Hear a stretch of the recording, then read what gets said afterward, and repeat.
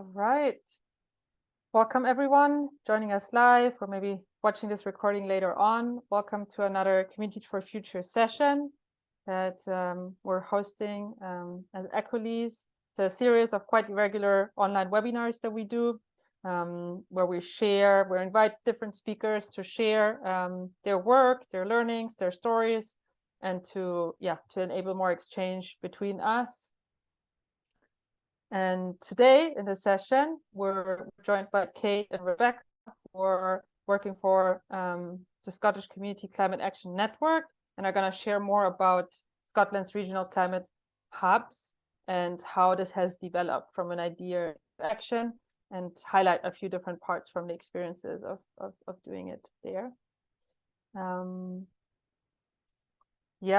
I said it's great always if you can keep your video on so we can feel you when people are speaking and we're not sharing the screen. I recommend being on gallery view to really see the whole group who's present. And I think most of you have done this already, just to put your name and possibly organization on Zoom so we can kind of reference who's here. That's good for now. And just for anybody who's not so familiar with Equilease, we're actually SCAN is also a member of. So we're a European network with around 50 member organizations at the moment. They're all related somehow to community-led initiatives, community action, focused on climate change and sustainability. So we're kind of meta network for that in Europe, and focusing on the exchange, the learning, the networking, but also joint advocacy efforts, collaborative projects, possibly research, learning exchange between those different organizations, and together have a greater influence in these fields. And for the session today, we're right now doing this kind of welcome and orientation, and going to give a bit of context and framing, and then mainly hear from Kate and Rebecca to share about their work with the regional networks and community climate action on the ground there in Scotland. We're going to have an opportunity for some questions and answers, and then also a dialogue space where we, depending on the group size, can have a number of breakout rooms and a few guiding questions or prompts to have more direct exchanges about this with everyone participating, and then also have a time for kind of reflections and closing at the end. So that's the plan.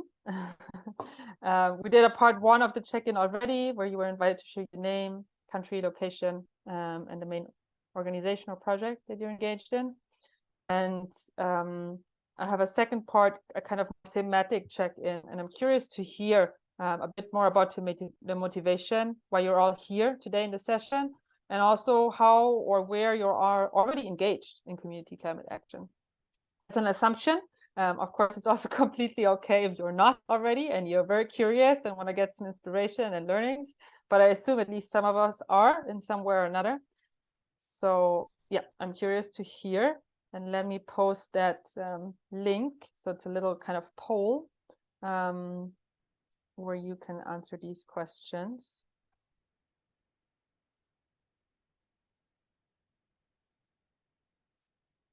So this is the link. It's through a platform called Menti. So welcome to just take a minute or so, click on the link, and it will allow you to do these two.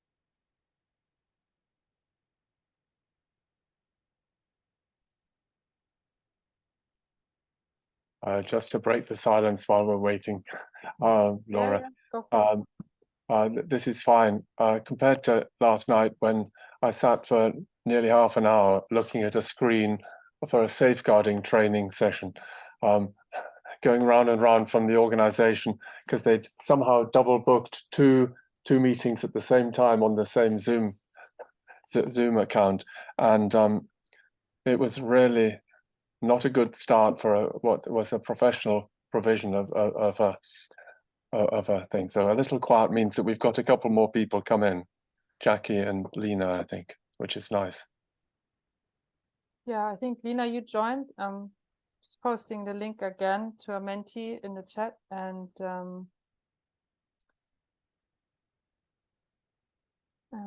I will also share my screen again with the results, I guess. Let me just check. They're kind of in now.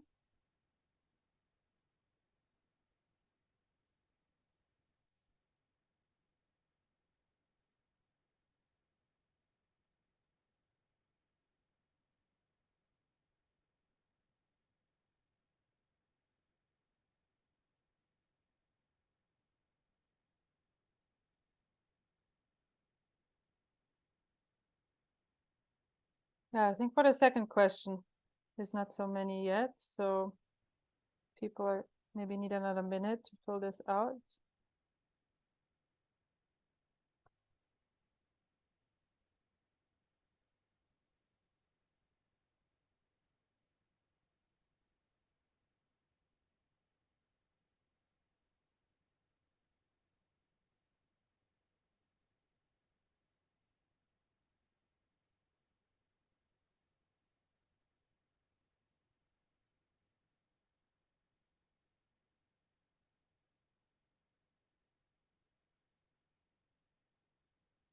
And I can share. So this is what has been shared around the motivation for joining. Various things from peer-to-peer learning, it's possible, engaging, connection, to be inspired, start a hub as well, to empower localism, community, curiosity, it's quite high. Curiosity and connecting are the biggest. Understanding, climate change, climate anxiety, to uplift each other, communication, support, because we're concerned. Yeah, learning, collective action, debate, networking. I think this gives some perspective. Let me see also on the second one.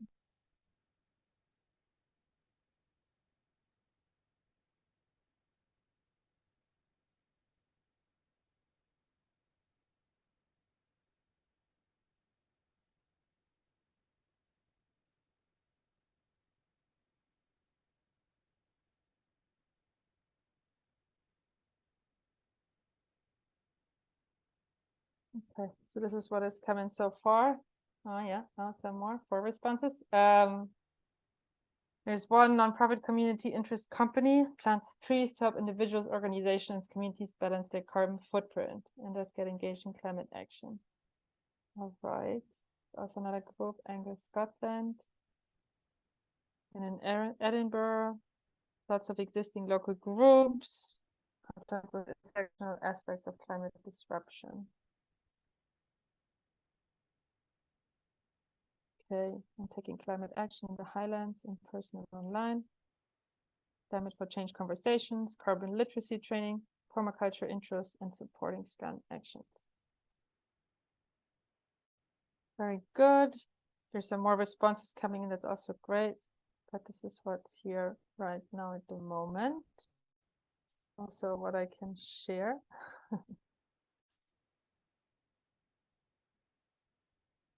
So thank you for those responses. It's great to get a bit better perspective and also be able to, integrate some of these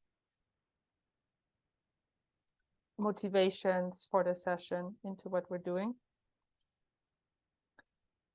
So to come back to this, generally from just the organization and the motivation for us to do this session, it was really part to share more about the work of one of our members, the Scottish Community Climate Action Network, and what they're doing, which some of it is quite specific to Scotland and the specific opportunities there, but I think most of it is very much an inspiring example that can be also great for many other countries or regions to look into, to also explore the role of network building, to hear some practical and regional stories of that, of collaboration, of complexity, some of the maybe challenges also there, to discuss also the link and cooperation between local community action and then governments, more national or regional governments, touching on points of democracy and funding, and to also hear maybe some stories about communities that take action for climate adaptation and also resilience.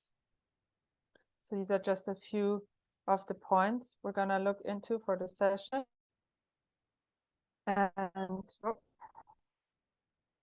And just to say a few words maybe about our two amazing speakers for today. So Kate is the regional network coordinator for Tayside and connects there with over 200 grassroots groups to connect and share their work. And she's also part of the Ecolese Council, a previous zoologist that turned into a wildlife filmmaker and very much interested to bring new voices and approaches to deliver climate action. And then also Rebecca, who is program lead for the regional networks in SCAN and has worked on climate change for 15 years, most recently on adaptation, with a particular interest in social adaptation, and previously has also been involved in policy work and intentional communities. So thank you again for being willing to join us and share. Very much appreciated, and I've shared with the speakers before, but these are just some guiding questions for the conversation.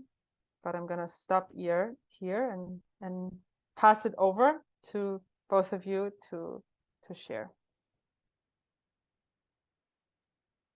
Thanks very much, Laura. So the way that we've decided to well, I should first say that we're really grateful to be here, and it's really nice to join this network. Unsurprisingly great to be part of this warm and thoughtful community.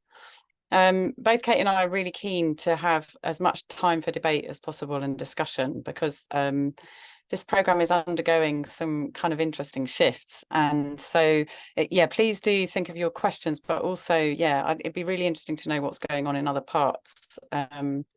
And also to say a special warm welcome to David. It's really nice to see you here. David probably knows 16 times as much as I do about SCAN and how the programme works. I'm fairly new. So David, do pitch in if you have thoughts you want to contribute. So the way that we've organised this is that I'm going to talk first, and I'm really just the warm-up gig, because I'm going to explain a bit about the programme. But Kate, and I know she's not going to say this because she's too modest, but I think she has pushed this programme to a kind of new way of thinking. And so she's going to share the work that she's doing in the region. I work across Scotland and Kate works in one specific region. So she's going to share what's going on with the climate hub plans in her area. So I'm going to be really quick because my stuff isn't as interesting. So I'm going to try and share slides now. I'm very hopeful that this will work nicely.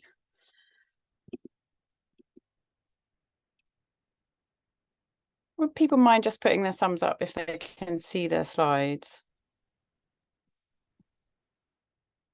Yeah, we can see them.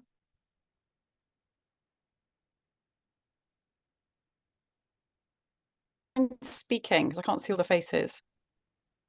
Yeah, so if you can't see the slides, could you please let me know? Okay, great. So we're good. We can see them, Rebecca.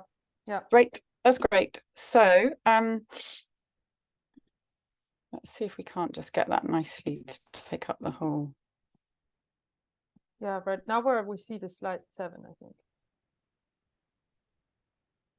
So you should see slide 1, yeah? So you should be able to see what and who are SCAN. Is that what you can see? Maybe my I think we're on 7. Ah, right. I wonder what's going on there. Just bear with me, folks, and we'll just see what I need to do about that.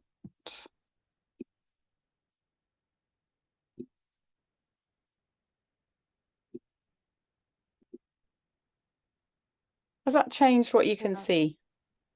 No. You see the No, first but- slide? No, I don't know if you can Oh. just navigate to the slide 1.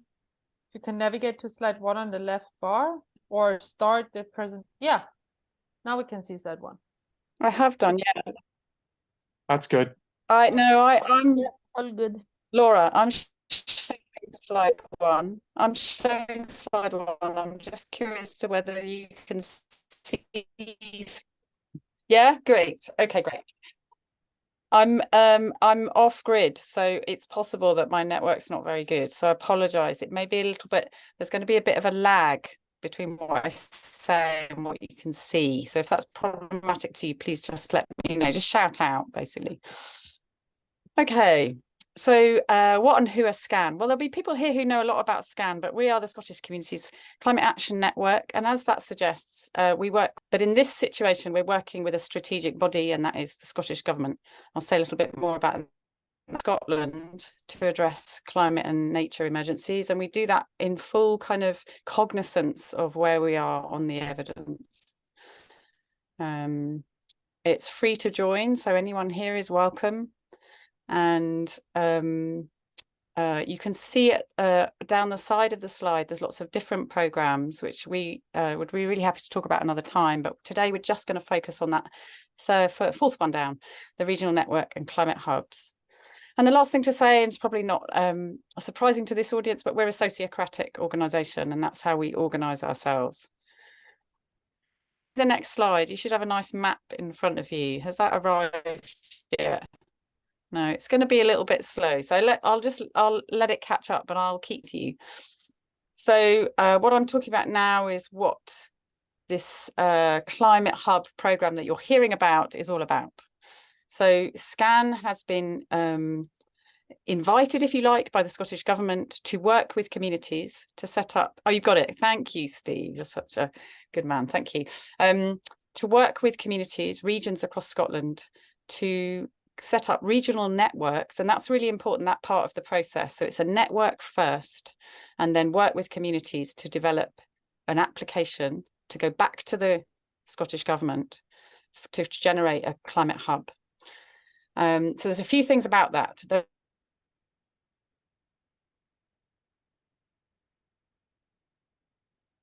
Terrain. In some areas, we're talking about really large tracts of land with quite small populations.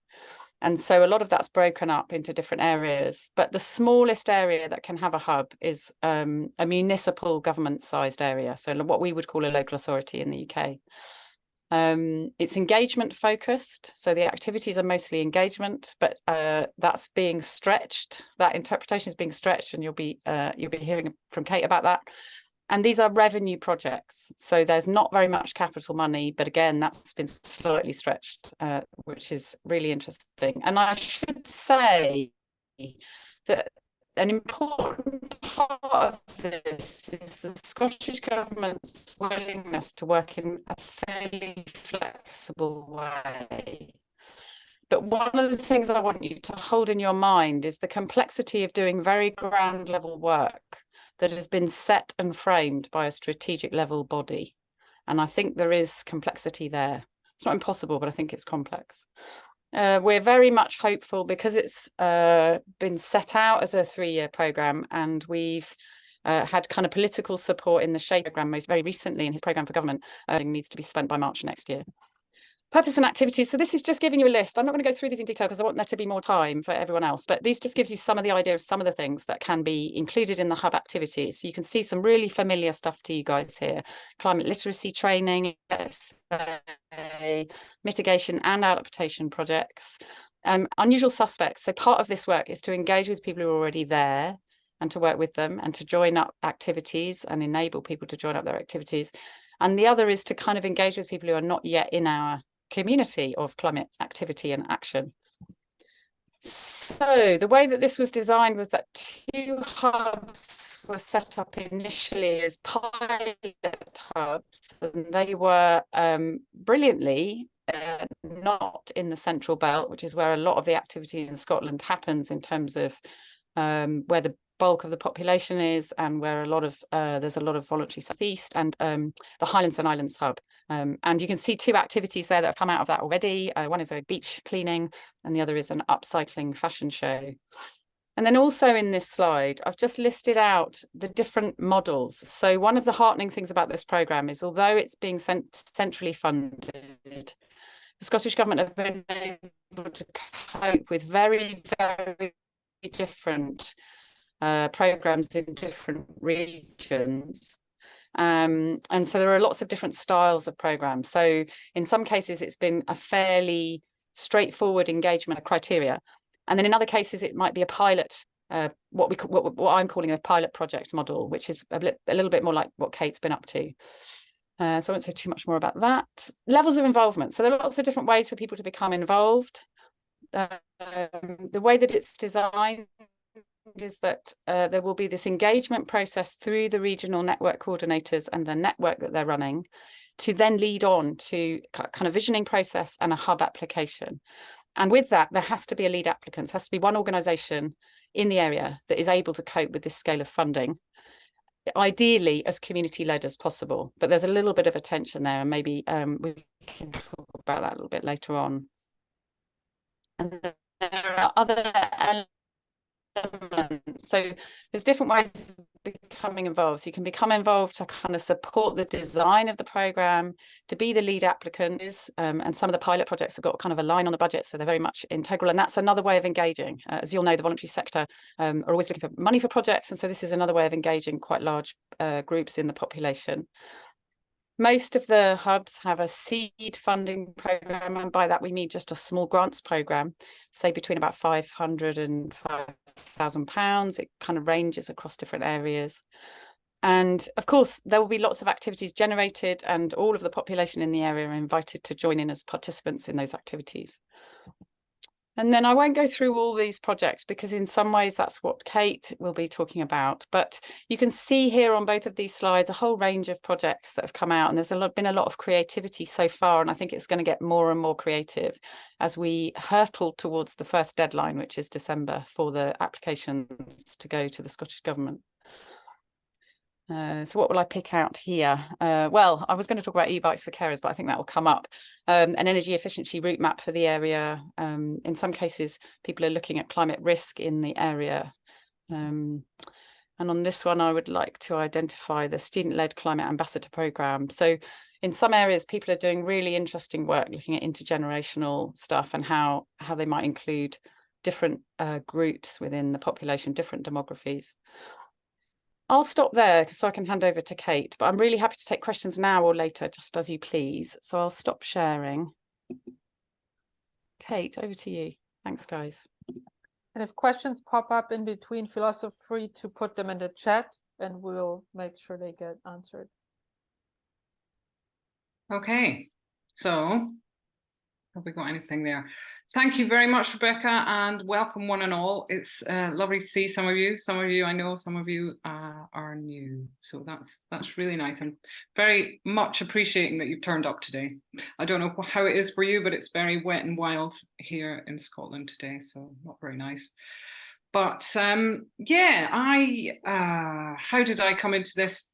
Yeah, I used to make wildlife telly, and that's very different. But actually, in some ways, a lot of that kind of responding to what happens where the bear goes or where the wildlife runs off to. And it's been a good grounding, actually, in working in this, because I think Rebecca said it earlier today, expect the unexpected with all of this.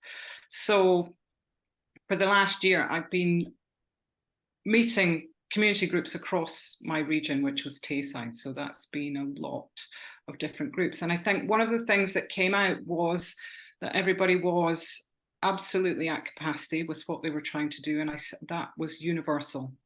And that the funding was quite unstable, and that everybody recognises, communities really, really recognise the need to do more. And so I suppose when I was trying to work out what this regional hub might do with the groups, half the time I couldn't get through to them on the phone, or they wouldn't respond to my emails, or they were slightly cross and they didn't have the time and they didn't want to meet me, despite the fact that obviously we have the promise of funding from the Scottish Government, all this kind of thing. So I was kind of really, it made me wonder how we can deliver when the groups seem really fragile.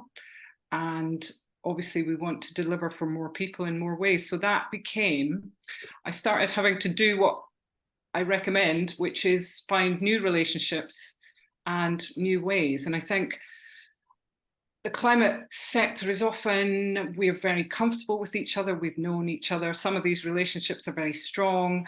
And I think looking ahead, we really need to imagine what new relationships we can bring and how we can share this burden, because that was the other thing that was really apparent, was that a lot of this work is really exhausting and kind of debilitating sometimes even.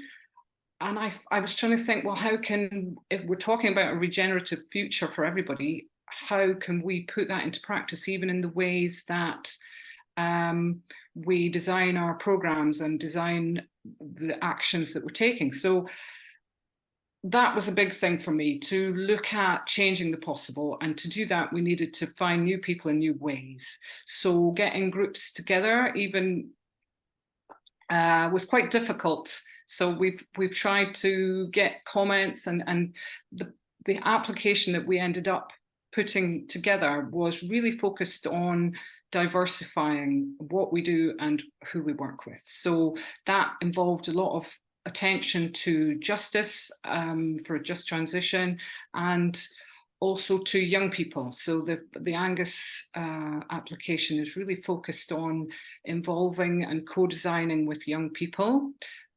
So we wanted to, that was the thing that kept coming up as well, was the resources that exist. The information's been here forever, but why do people not engage with it? So it was really about helping people find ways into that.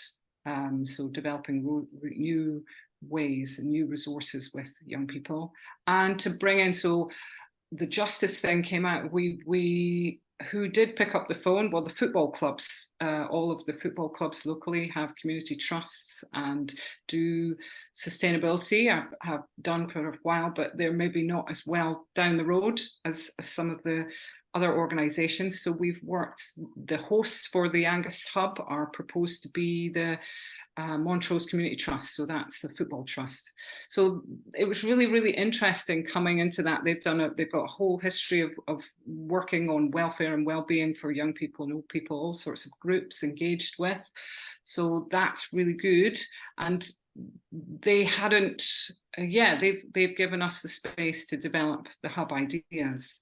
So it's all about boosting capacity. And I also think with these groups, it's also been about how to bring new voices into that space where they feel able to speak up and be heard.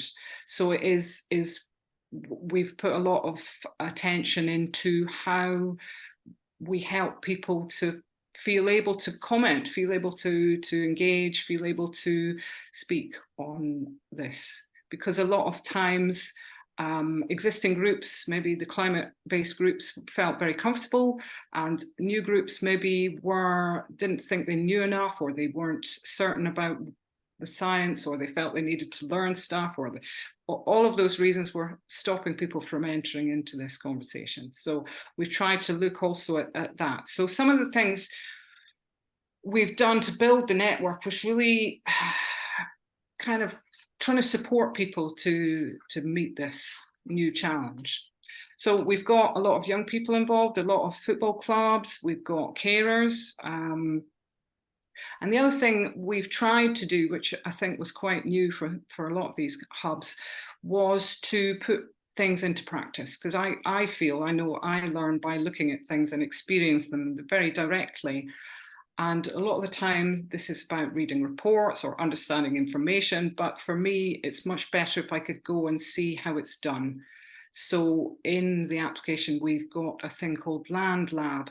Because we're mostly rural, big rural community, land is one thing that is central to us. And I felt it was also somewhere that people can experience the the changes that we need to see in the future. So it's about regenerating forests, getting communities involved in that, how they can do that using native seed, collecting native seed, planting trees, working out where they're going to go. Communities need to be involved in all of these discussions. So we have a project involving regenerative community woodlands. We've also got the Bikes for Care scheme, which Rebecca mentioned. So that came out of me seeing lots of carers in my community walking between appointments. They don't get paid to do that. So we had some discussions with them, and Bikes was really going to help them get more of their work done through the day. It's not a community that we really engaged with normally. Oftentimes these communities were left out of the conversation, and so that's part of our first section of the hub pilot, is to look at if we can make that work on a small scale for carers.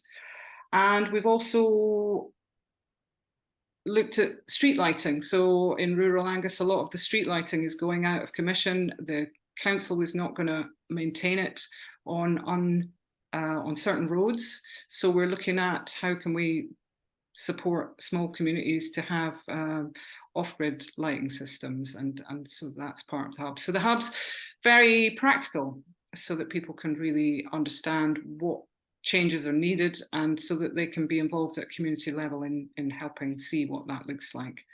So that was our plan. How we get on, come back to me in a few months. We're in phase 1, and we haven't officially got the go ahead yet, so we'll see what's happened. But that's really what we were looking at. More effortless change, I think is central to all of the ideas that we've had, is where the energy was in the community to change things, and what that looks like. So yeah, what next? That's a very quick scamper through the Angus application. Mm-hmm. Have we got any questions? Yeah, exactly. I think we could open a space here in plenary if you have some main questions, if you would like Rebecca or Kate to speak about something more that you're curious to hear a bit more. And then after, I would also move us into breakout rooms. A few questions or prompts, but really for a good conversation.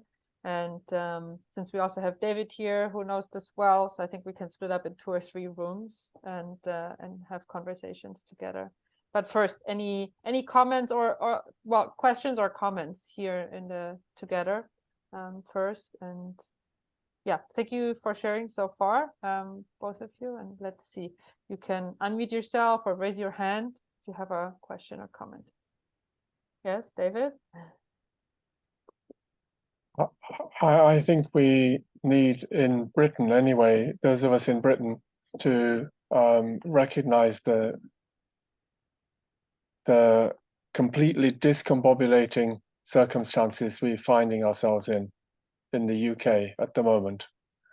And it's a sense of real grief that a lying central government is tearing up commitments that have been patiently brought together over years. And I think this is one of the reasons why there is this burnt out, frazzled feeling that, Kate, you kind of referred to a little bit. And I think we should name that at the beginning. We just don't know what we should be doing right. I mean, it's so shocking what's happening. And for those of you who've read your news and so on from looking at the disunited kingdom, you should see some really bad politics going on. And so this is a problem. And we have a depleted and reduced, and at our local authority level, huge challenges that we are facing, where the capacity has been diminished, has been taken away, because tackling climate disruption is not a statutory obligation, and so the local authorities, they must focus on social work, education, etc. So it's actually very difficult to get them to write a good climate strategy, which all the local authorities have promised and signed up to climate emergency, this, that, and the other in the last 3-4 years. But actually to get the local authorities to explain what they're doing and then to do it, to take the report, the climate strategy off the shelf and to share what's happening is very, very problematic. So people think, what can we do? What can we do? And I think Rebecca also mentioned this absolute undertaking that SCAN has had for some years now of trying to reach out to diverse communities, to different communities. So it's quite interesting hearing you, Kate, talking about who has picked up the baton, who has expressed interest, because really we want to try, and I should explain, I've taken my SCAN hat off. I was a director of the Community Interest Company. It's not actually a charity, Rebecca, but never mind. But it's a not-for-profit organization trying to move the agenda forward.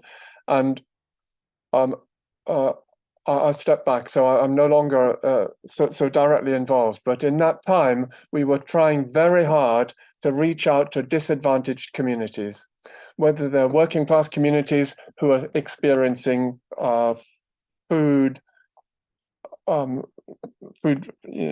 to run on food banks, or whether it's communities of colour who have just arrived in Scotland, who are being othered by the local people, all sorts of things. And we were trying to reach out so that we had a very multiplicity of different interests, because this is not as we all know, it's not a silver bullet thing. It's not an engineering problem. It's a societal, it's a cultural challenge, and we need to have us all working together. And I have a sense that we face in SCAN a little bit of a problem in that this is a government idea. It's from down. It's them announcing this, and so SCAN has been recruited as an agent of the government. It's a non-governmental organization, but in a way, it's helping to implement something that Rosanna Cunningham, who was the cabinet secretary for climate in 2018, announced. So, how to get people to cooperate and collaborate is the biggest challenge, I think, because that's not my gang. I'm doing permaculture. I'm doing this. I'm doing the other thing. And what I have loved about Ecolese and representing SCAN and Scotland in the Ecolese is the way that it's actually recognizing the interrelatedness between all these issues, all the issues of inequity, of actually very basic things like racism and continuing colonialism. But it's quite difficult to get people to have that helicopter view. I don't know how much you've said, Kate, that this is just getting people to answer the phone with a challenge, and you patiently building that community, or building the glue, being the glue, is a real challenge. So maybe one of the questions we can reflect. We could explore that more. Exactly. One of the questions we can reflect on, Laura, sorry to go on so much, is how do we be the glue? How can we actually attract people when we're in our smaller groups to look at this bigger picture thing of it not just being tree huggers, but it's actually a pan society. It's all of us in it together. Yeah, and I think this is something that we can definitely discuss in the breakout rooms. I think there's not one answer to that, but it's a really relevant question to explore. How can we really join efforts across various groups of people and be and be more united about some issues that really affect us all. I see, Bryce, you have your hand up with a question, so we can take that one and afterwards go into the small group dialogues.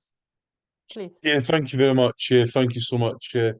I just want to reflect on what David's just been saying actually about the localism aspect of things. I think I completely agree with a lot of what's been said actually about the lack of the centralism of decision making has certainly been quite difficult to stomach, especially seeing the rollbacks by Rishi Sunak on various different policy areas, and also with Rosebank Oilfield just been approved last week. It's certainly I've been involved in the Stop Rosebank campaign from the start, and it's been somewhat very disappointing and very. I mean, I was left with just a pit in my stomach hearing about this. And I was working on emergency rallies across Scotland for this. And but I want to just try and give us hope in this space, because I think we're all here together to hopefully get some hope out of this.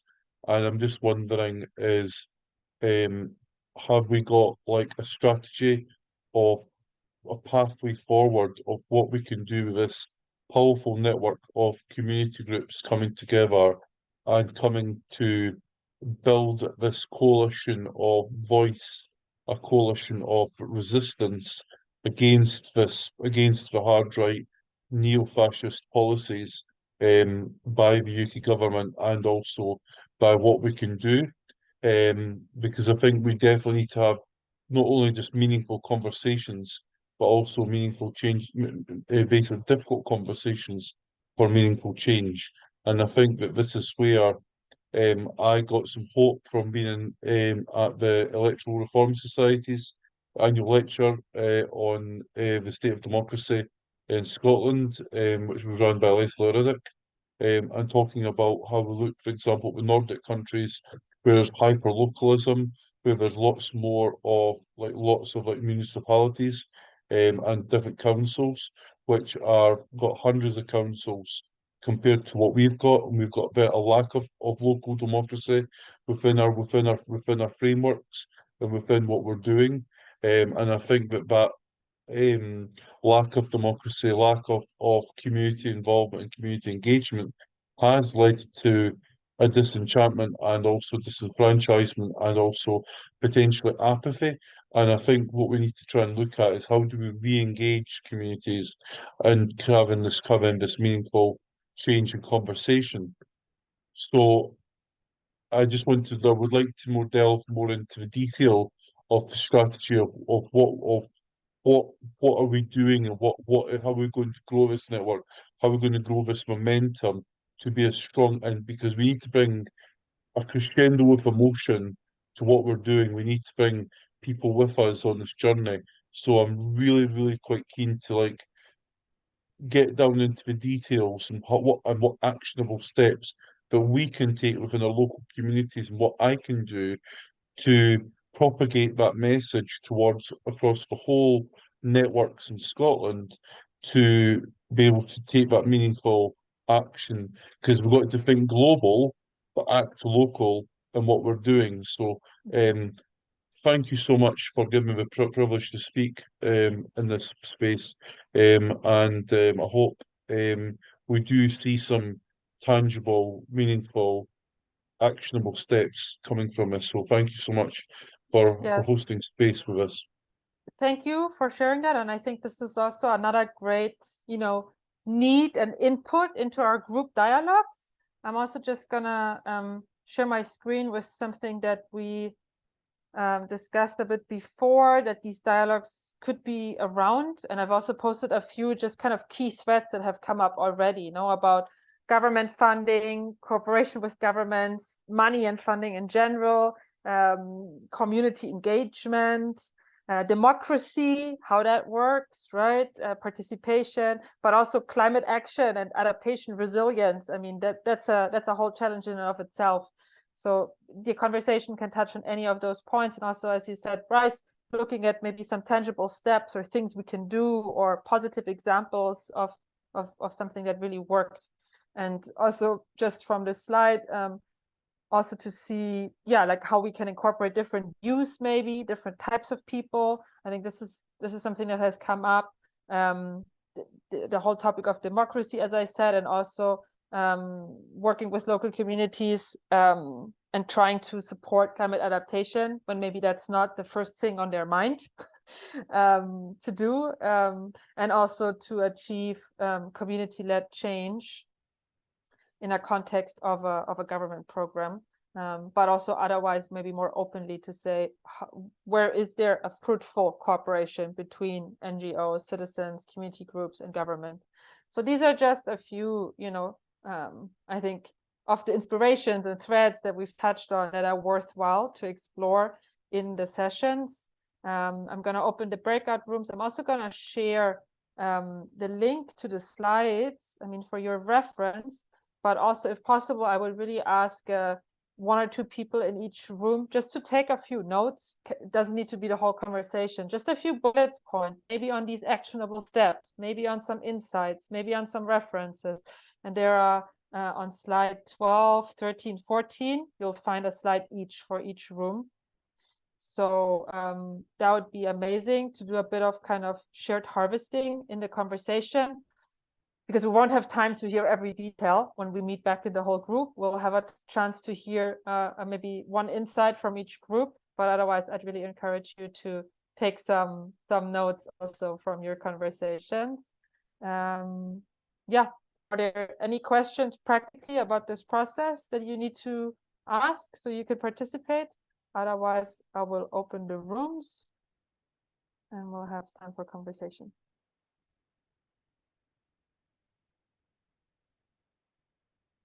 And Kate, Rebecca, I will put you in different rooms now so you can support a bit the conversation as well. David in another one, so I've split you up to distribute a bit, and then yeah, everybody else has also their own group. So I'm opening them now, and hope you have a really engaging conversation.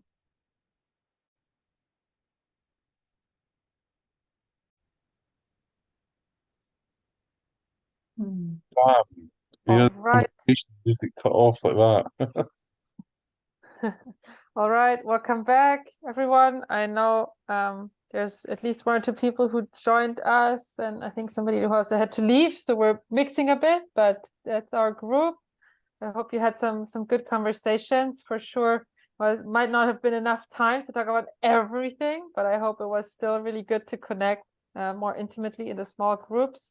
And we have about another 15 minutes for this session here today. So I would love to spend just a couple of minutes to hear some highlights from the three groups, and then also point out a few ways to stay engaged, next steps, and also do some shared reflections at the end.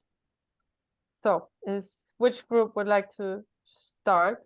And we'll just maybe 1-2 minutes each. So you don't need to report on the whole conversation, but something that is an insight or a takeaway from that discussion.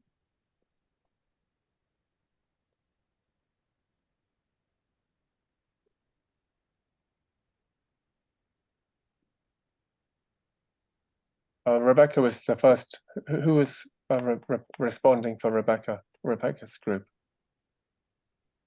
Well, we had a couple of people helping us. So Steve and Meek had both took notes. Is there anything you want to report back on, either of you? I think, yeah, my mic is on. I think much of what we were talking about is reaching the breadth of community through, and by that is probably through age, if you like, generationally, socially different, and meeting them in their own place where they're comfortable. So many have no clue on how they can influence policy, so we need to reach out and engage them and show them how. How you do that in an engaging way and keeping them interested on such a subject as may be a challenge. But we looked at a number of different ways of trying to do that, and we've certainly not come up with all of them.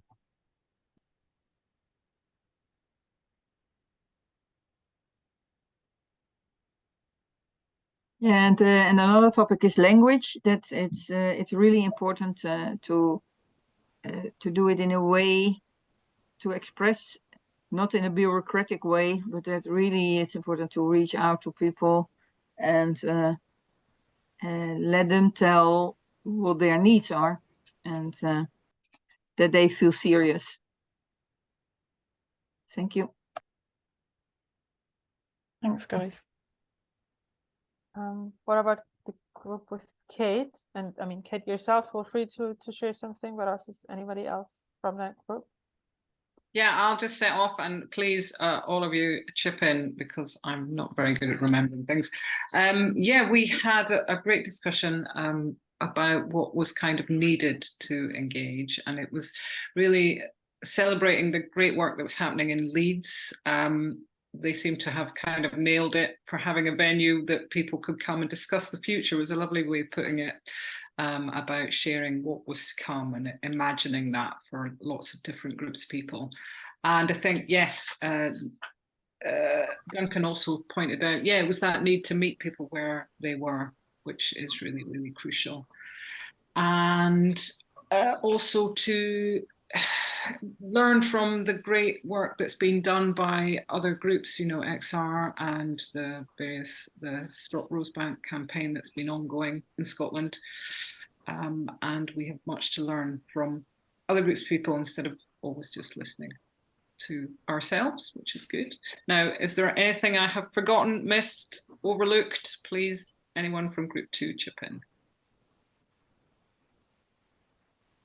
Just one thing on seeing how our climate struggles or our arguments can come in and support and understand whatever local challenges are there, as opposed to trying to get them to come to the climate. Sometimes we don't. Yes, really good point. I think the other points as well, I think one of the things that was raised as well was that I think that we need to look at is how do we take action?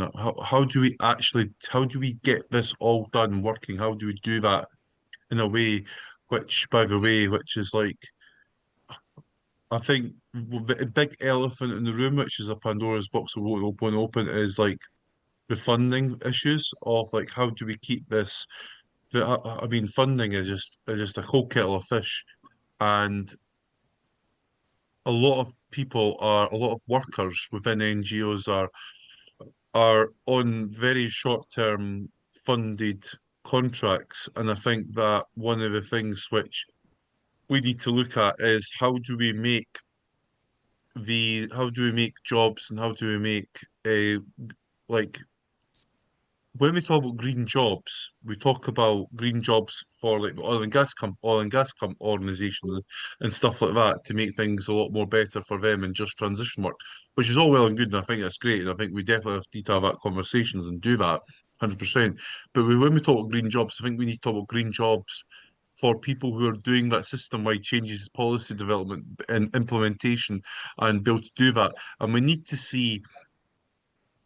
see us also advocating within our politics and within our political parties, or within our spaces, to talk about the elephant in the room, and that is funding, and talk about actually getting like people who work on campaigns full-time or part-time to actually get fully funded opportunities, so that we have people inside the game, inside the system, such as yourself, Kate, and other people who are on this call, who do work and get that job security, to enable that, to allow change makers to be effective and not have to have a stress or anxiety to face all this, so that the localized actions can be sustainable, can be actionable, and can be done through the long term, where there's a well-being economy, which we're all talking about, where we'll all be able to integrate within that system and we can be able to create that meaningful action. So all I just want to say to people is please can we talk about that in our own spaces, in our own politics, our own parties, our own trade unions. Let's get off the ground. Yes, great point. And for sure, we've been having some of those discussions in Ecolis, both talking about funding for community initiatives and community action, but also funding to facilitate that engagement. No, we need also the democratic, the social participation that needs to be, there needs to be capacity for this. With part of it is maybe financially, part of it is also time. So many people, they don't have time, no, they don't have capacity more between their jobs and their family and kids, like, to do something. So I think it's a very relevant topic. Just I'm aware of time, so I wanted to briefly hear back from the third group and then do some closing reflections together. So David, if you want to share something, I know Irina was also there, Lena. So just a few words from this group also. So I'll start with you are looking for one thing. I will, if you will. We spoke a lot about trusted partnerships and making contacts which are meaningful and where we are actively listening to what the organization is interested in if we're reaching out to organizations.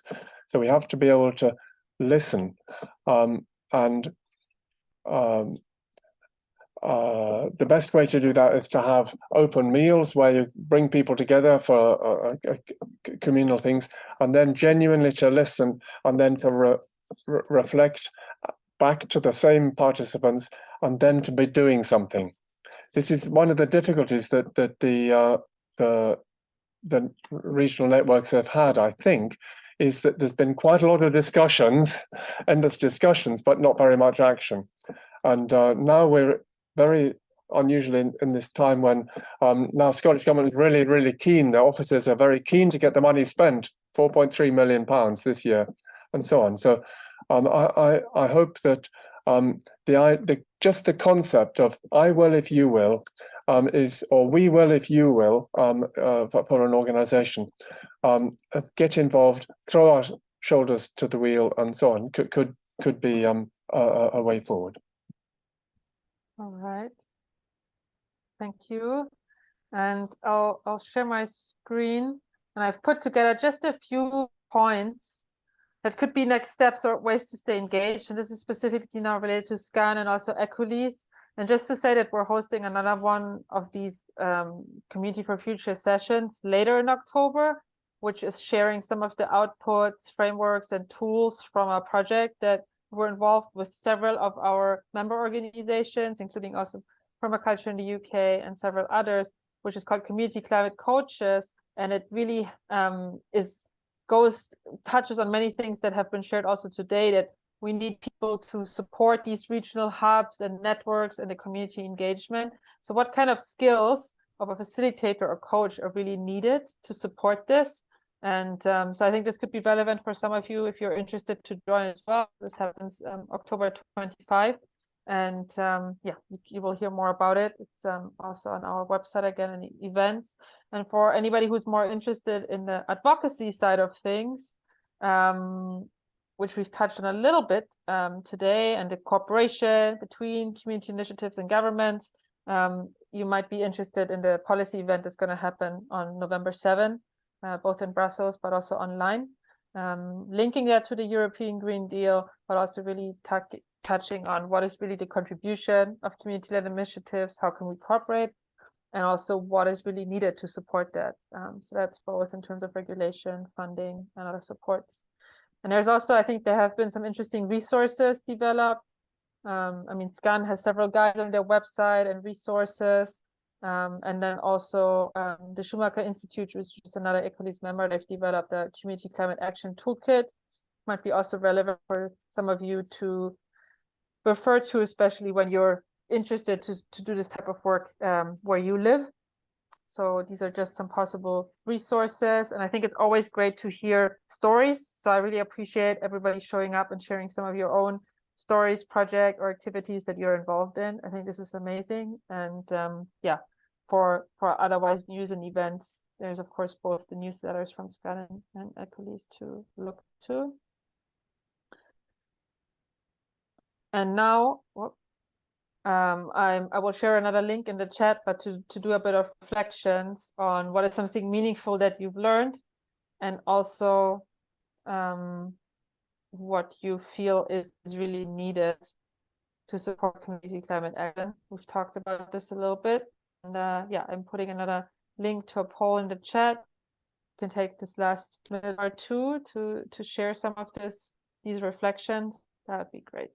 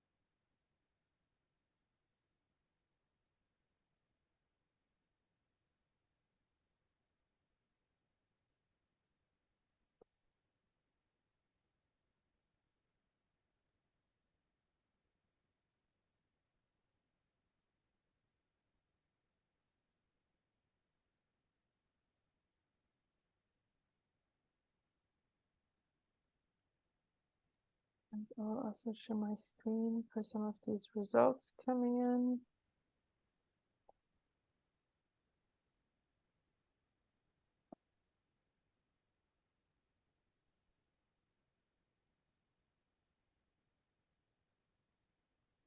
Some of the learnings to keep connecting, that there are big difference between regions. Often people are connected to specific topics. What is representative? Power of community, the power of people, reaching out to people where they are rather than inviting them in.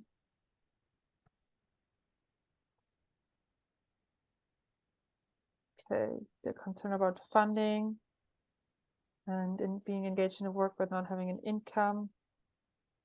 Engage people in policy. Making it important to understand where they do not engage first, what prevents them from getting interested and hold them from being more active citizens. Yeah. Again, connecting with people where they are, listening to what they need is key. Spaces matter, find them, go there, connect. Best adventure possible. We need more promotion for these sessions. And I will if you will.